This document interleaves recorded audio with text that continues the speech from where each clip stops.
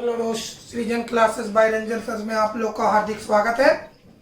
तो चलिए, हम लोग कल की क्लास में लोहा का निष्कर्षण के बारे में पढ़ाए थे। तो उससे एक शॉर्ट क्वेश्चन है, आता है क्वेश्चन कि लोहा के निष्कर्षण में चूना पत्थर का उपयोग किया जाता है क्यों?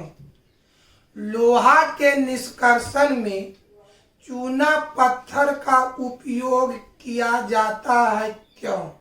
या इस क्वेश्चन के दूसरे रूप में घुमा के पूछेगा कि लोहा के निष्कर्षण में चूना पत्थर के कार्य को लिख। दो तरह से। तो आइए, चूना पत्थर का क्या कार्य है समझिए कल वाले क्लास को, कि जब चूना पत्थर को गर्म करते थे तो बनता था काली चूना। बढ़िया से समझो, जब चूना पत्थर को गर्म किए तो उससे क्या निकला बता बाबू? काली चूना निकला। एक काली चूना बालू से रिएक्शन करता था। बढ़िया से समझो, जब चूना पत्थर को गर्म किए तो काली चूना बना। एक काली चूना बालू से रिएक्शन करके कैल्शियम सिलिकेट बनाता है, यानी धातु मल बनाता है। बढ़िया से समझो, एक चूना पत्थर अपघटित हुआ माने गर्म हुआ तो क्या निकला? काली चूना।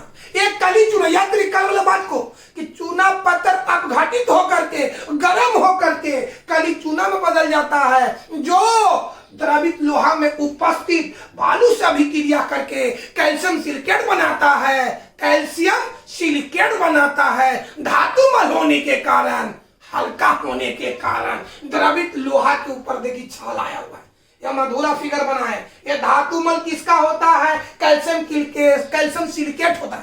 धातु मल किसको करें? Calcium silicate. कैल्शियम सिलिकेट किससे बनता है? चूना पत्थर। सुन सही, चूना पत्थर को गर्म किए तो क्या बना? काली चूना, जो द्रवित लोहा में उपस्थित बालू से क्या कर लेता है? अभिक्रिया और बनाता है कैल्शियम सिलिकेट, जिसको धातु मल कहते हैं। धातु मल का मतलब हल्का। हल्का होने के कारण ये द्रवित लोहा के ऊपर छाल आ गया। अब इसका काम, यानी ये धातु मल किससे बनता है? चूना पत्थर से। क्या काम है कि अगर ये धातु मल नहीं होता तो द्रवित लोहा डायरेक्ट हवा के संपर्क में आ जाता। और जब हवा के संपर्क में, बढ़िया से समझो, चूना पत्थर का कार्य क्यों होता है? पहले तो बताओ कि धातु मल माने कैल्शियम सिलिकेट किससे बना? चूना पत्थर से। अगर ये छाल आया हुआ नहीं रहता तो द्रवित लोहा डायरेक्ट हवा के संपर्क में आ जाता, और जैसे हवा के संपर्क में आता गर्म लोहा के ऊपर जंग लग जाता और लोहा बेकार में बर्बाद होता। यानी पहला काम क्या है कि द्रवित लोहा को हवा के संपर्क में आने से बचाता है। द्रवित लोहा को हवा के संपर्क में आने से बचाता कौन? धातु मल। धातु मल किससे बनता है? चूना पत्थर से बनता है। कोई दिक्कत? पहला कारण हुआ कि द्रवित लोहा को हवा के संपर्क में आने से बचाता। दूसरा कारण, द्रवित लोहा में अशुद्धि के रूप में कौन है? बालू है। ये बालू को अलग कौन करता है? काली चूना। काली चूना किससे बना है? चूना पत्थर से। यानी चूना पत्थर द्रवित लोहा में उपस्थित बालू पत्थर अशुद्धि को क्या करता है? अलग करता है। दो रीजन है। अगर एग्जाम में आ जाए कि लोहा के निष्कर्षण में चूना पत्थर का उपयोग किया जाता है क्यों, तो रीजन नंबर पहला है कि द्रवित लोहा को हवा के संपर्क में आने से बचाता है। दूसरा रीजन है कि द्रवित लोहा में उपस्थित बालू जैसे अशुद्धियों को अलग करता। पहला, हवा के संपर्क में आने से बचाता है। दूसरा, लोहा में उपस्थित बालू जैसे अशुद्धियों को क्या करता है? अलग करता है। तो अगर एग्जाम में आ जाए कि लोहा के निष्कर्षण में चूना पत्थर का उपयोग किया जाता है क्यों, तो आंसर इतना ही लिखना है बाबू कि चूना पत्थर द्रवित लोहा को हवा के संपर्क में आने से बचाता है। इसके अलावा उसमें उपस्थित बालू पत्थर जैसे अशुद्धियों को अलग करता है। यही कारण है कि लोहा के निष्कर्षण में चूना पत्थर का उपयोग किया जाता है। क्वेश्चन एक बार समझा जाए, लोहा के निष्कर्षण में चूना पत्थर का उपयोग किया जाता है, क्यों? तो आंसर लिखना है कि चूना पत्थर द्रवित लोहा को हवा के संपर्क में आने से बचाता है। इसके अलावा द्रवित लोहा में उपस्थित बालू पत्थर जैसे अशुद्धियों को अलग करता है। इसी प्रवृत्ति के कारण लोहा के निष्कर्षण में चूना पत्थर का उपयोग किया जाता है। इस क्वेश्चन को घुमा कर पूछेगा कि लोहा के निष्कर्षण में चूना पत्थर के कार्य को लिखे, है ना, चूना पत्थर के कार्य को लिखे, तो क्या लिखेंगे? लोहा के निष्कर्षण में चूना पत्थर का कार्य इस प्रकार है। पहला, चूना पत्थर प्राप्त द्रवित लोहा को हवा के संपर्क में आने से बचाता है। दूसरा कार्य कि चूना पत्थर द्रवित लोहा में उपस्थित बालू जैसे अशुद्धियों को अलग करता है। आइए इसी बात को हम लिखते हैं दोस्त।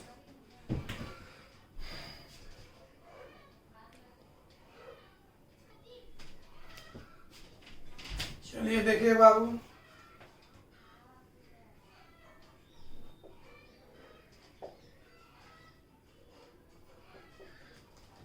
क्वेश्चन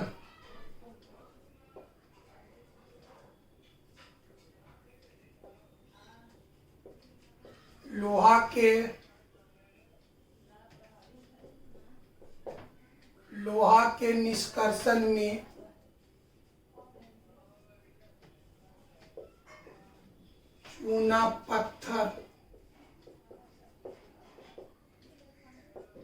चूना पत्थर का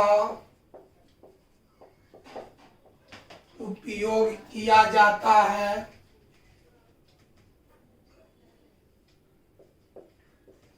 चूना पत्थर, लोहा के निष्कर्षण में चूना पत्थर का उपयोग किया जाता है।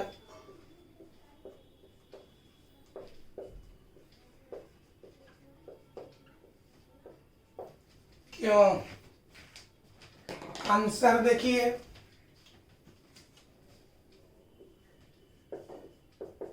चूना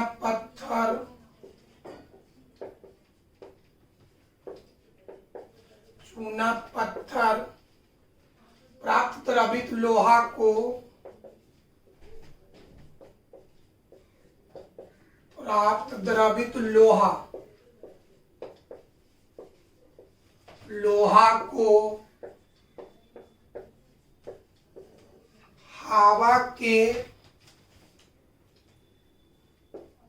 हवा के संपर्क में आने से रोकता है। इसके अलावा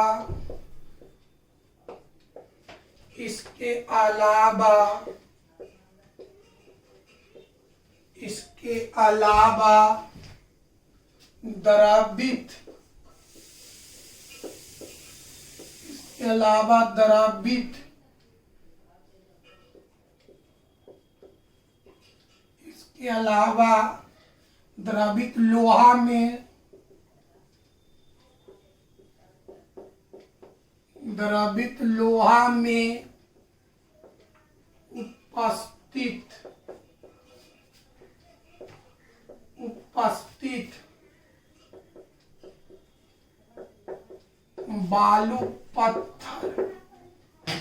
बालू पत्थर जैसे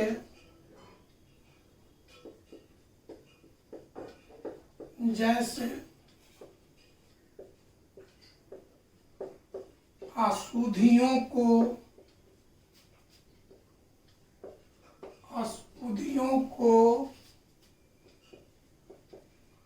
अलग करता है। यही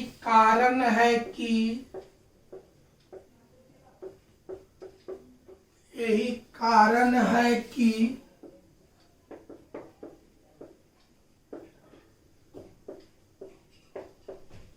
लोहा के निष्कर्षण में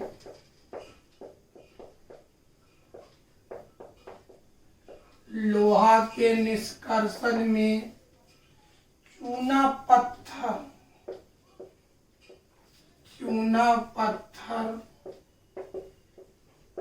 का उपयोग किया जाता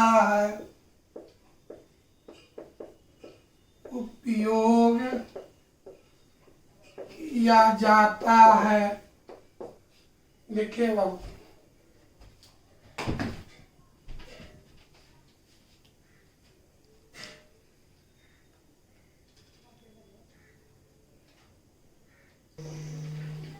आगे देखिए बाबू, अगला क्वेश्चन,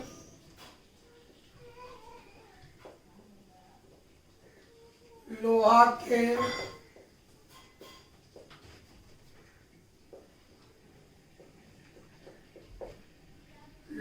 के निष्कर्षण में चूना पत्थर के कार्य क्या है?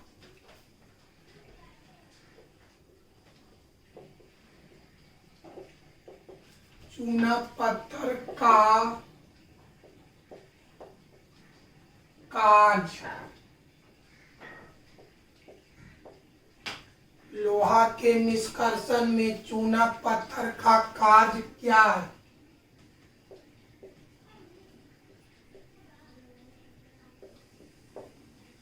आंसर, लोहा के निष्कर्षण में चूना पत्थर का कार्य इस प्रकार है।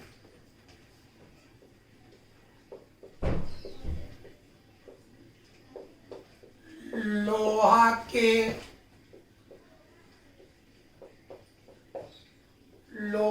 के निष्कर्षण में चूना पत्थर का कार्य इस प्रकार है।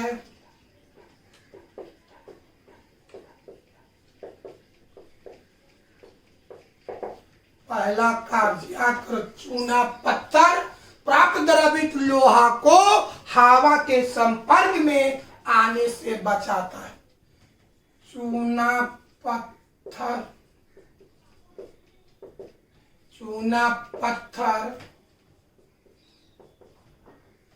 प्राप्त द्रवित लोहा को हवा में आने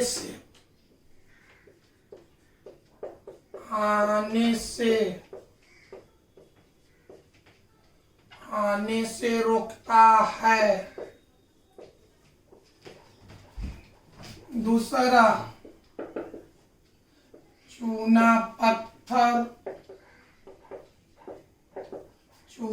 पत्थर प्राप्त द्रवित लोहा में उपस्थित